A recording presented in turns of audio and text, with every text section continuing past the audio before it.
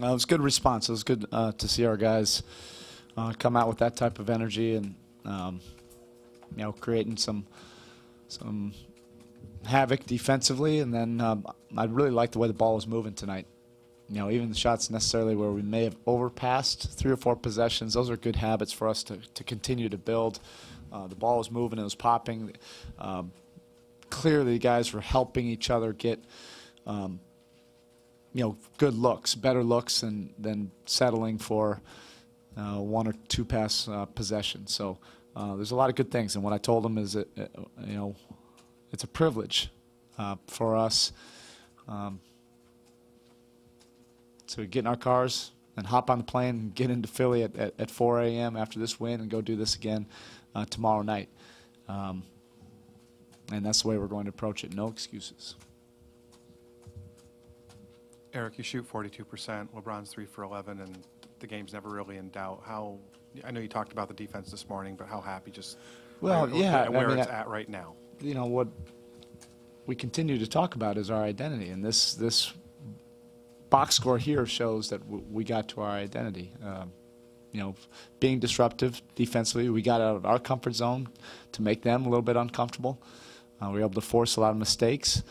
And then offensively, we moved the ball, very unselfish, and we were able to get our attack opportunities from that. I'm sure our ratio from attacks to jump shots was good tonight. I haven't seen the numbers, but I just like the way the ball was moving. You mentioned how you liked the way they came out.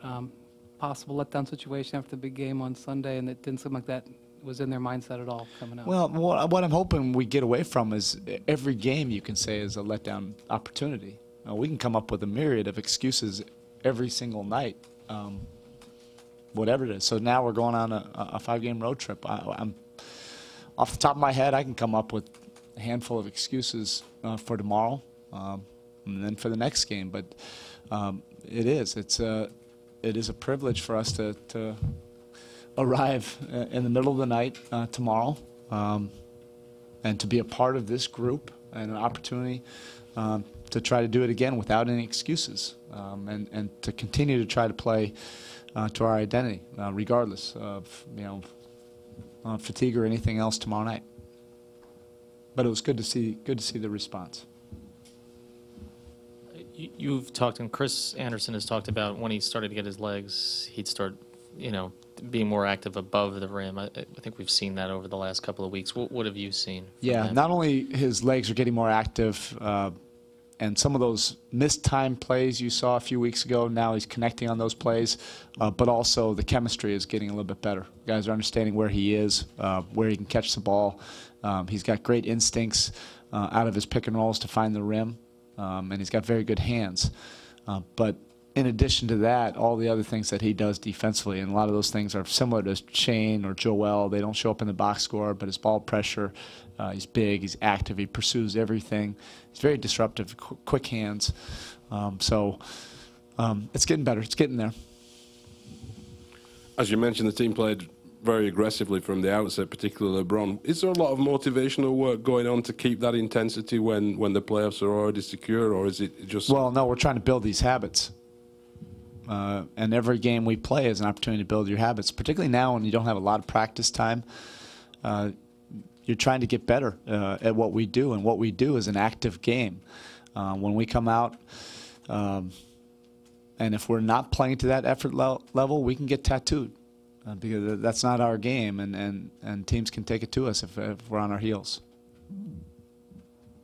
Erik, 2 things, if you don't mind. First, one more win, and it's 20 in a row. I mean, only 4 other NBA teams have won 20 in a row during the regular season. What sort of rarefied air does that Yeah, I don't know. I mean, I'm not going to bring it up. I haven't brought it up once yet, the streak.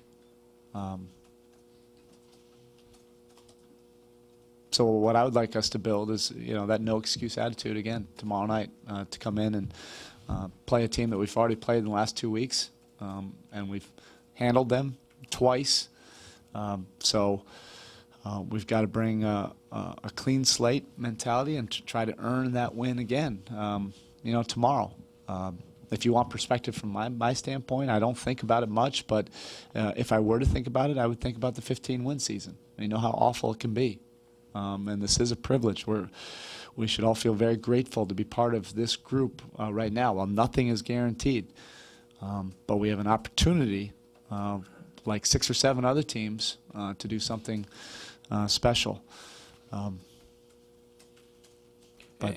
Yeah, go ahead. And during this last month plus of winning, just in general, how loose has the team been? I mean, obviously you did the video a couple weeks ago.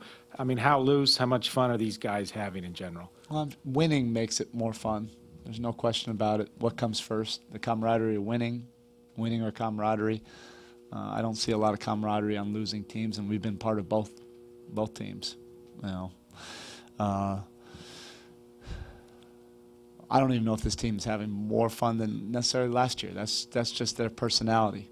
You know, they're a group that's very extroverted, but at the same time, their maturity has grown together over the years to really know when to buckle down. And when we have an opportunity like a shoot-around today and a film session, you know, they take it very seriously. We're obviously not going to see a lot of 10-plus rebounding games from UD with him playing on average less than about half the game. How pleasing, though, is it to see the volume rebounding you got from him tonight? Yeah, we just like to see the energy and the pursuits. That's what we track. The result of the rebound, that varies game to game. But his pursuit and his blockouts and all that, that's been there. But people only notice if they actually see the result. But our rebounding has been much better the last few weeks, and he's been a big part of it, regardless of whether it's a double-digit rebounding game or not.